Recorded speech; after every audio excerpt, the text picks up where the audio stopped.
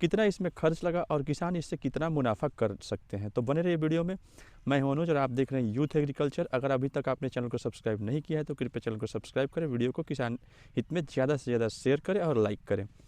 किसान बंधु, अभी इसकी निराई गुड़ाई चल रही है। इसमें इसकी लत्ती जब लगाई गई थी तो लत्ती का कॉस्ट किसान को लगभग 1 एकड़ में 10 से 15 हज़ार रुपये पड़ा था। और किसान बंधु ने जब इसको लगवाई तो उसमें मजदूरी का कॉस्ट कम से कम 2 से 3 हज़ार रुपया उसमें मजदूरों को किसान को देना पड़ा था। ये हालांकि एक परवल बैगन का खेत था, उसी में इस परवल को लगा दिया गया।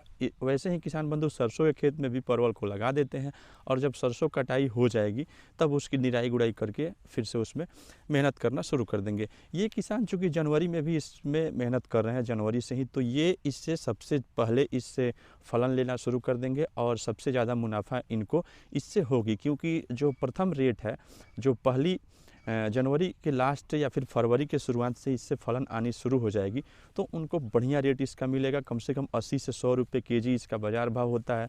तो उस वक्त ये इससे मोटा पैसा बनाएंगे और उसके पश्चात ये फरवरी से लेकर के अगस्त सितंबर तक इससे फल की तुड़ाई लेंगे। लगभग हर एक दिन रुक करके इसमें से कम 2 से 3 क्विंटल एकड़ के हिसाब से अगर पैदावार जोड़ें तो मिनिमम 3 क्विंटल ज़रूर निकल जाएगा, नहीं तो 5 क्विंटल 6 क्विंटल ही इससे निकल सकता है।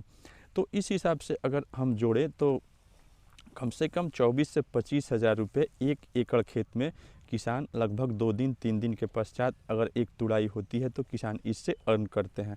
25 हज़ार में मान के चलिए हमने दवा दारू में जो किसान की खर्च है वो निकाल दिया। 25 हज़ार में लगभग 12,000 10,000 रुपये का किसान इसमें स्प्रे कर देता है, इसमें फंगीसाइड का प्रयोग कर देता है, इंसेक्टिसाइड का प्रयोग कर देता है और माइक्रोन्यूट्रिएंट का प्रयोग कर देता है। तुड़ाई में भी इसको लेबर लगवा करके तुड़वाना पड़ता है तो उसमें भी थोड़े बहुत खर्च जाते हैं।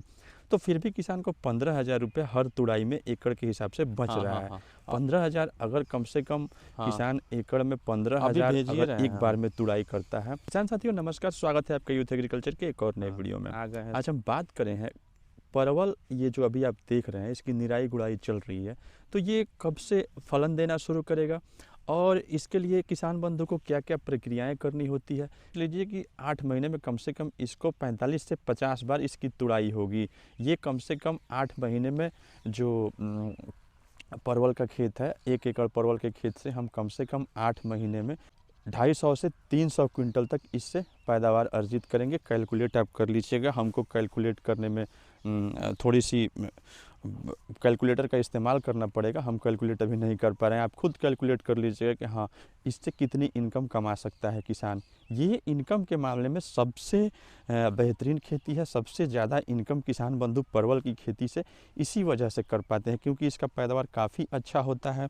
इसकी लत्तियों की संख्या अभी तो आपको ये ज़मीन में सटा हुआ दिखाई दे रहा है, लेकिन अभी छोटे छोटे इसके पौधे, ये ठंडी में बढ़ नहीं पा रहा है। इसमें जो होती है ब्लाइट की थोड़ी सी समस्या हो जाती है ठंडी में, लेकिन जैसे ही इसमें टेम्परेचर पड़ेगा ये तुरंत ग्रो करता है। और किसान इसके अगल बगल जड़ों के आसपास अभी निराई गुड़ाई चल रही है, जड़ों के आसपास थोड़ी सी DAP, यूरिया और आपको जाइम का प्रयोग करेंगे, कैल्शियम रखेंगे ताकि इसका ग्रोथ ज़्यादा हो। इसमें सिंचाई नहीं की जाती है, सिंचाई इसमें बिल्कुल नहीं की जाती है, या फिर कहीं कहीं इसकी सिंचाई होती भी है तो काफ़ी हल्की सिंचाई इसकी करनी पड़ती है। उसके पश्चात जैसे ही फरवरी मार्च शुरू होगा, फरवरी से जैसे ही गर्मी टेम्परेचर आनी शुरू होगी, इसमें थोड़े थोड़े पहले हल्के फुल्के फूल फल आने शुरू हो जाएंगे।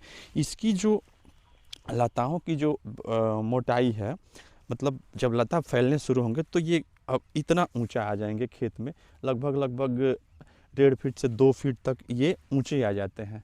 इसकी लत्ती एक परत फिर एक परत ऐसे करते करते 6 से 7 परत एक के ऊपर एक चढ़ जाती है। और वैसे लता जितना ज़्यादा होता है समतल भूमि पे, उस किसान को और ज़्यादा फ़ायदा होता है। अगर उन्होंने लत्तियों को बचा लिया, रोग रहित रख लिया, तो उन लताओं से किसान काफ़ी ज़्यादा इनकम कमाता है। 1 एकड़ में किसान अगर चाहे तो 10 लाख 12 लाख में भी उसकी लत्तियाँ बिक जाती है। तो ये मालामाल करने वाली खेती है कि नहीं, आप खुद कमेंट में बताइएगा।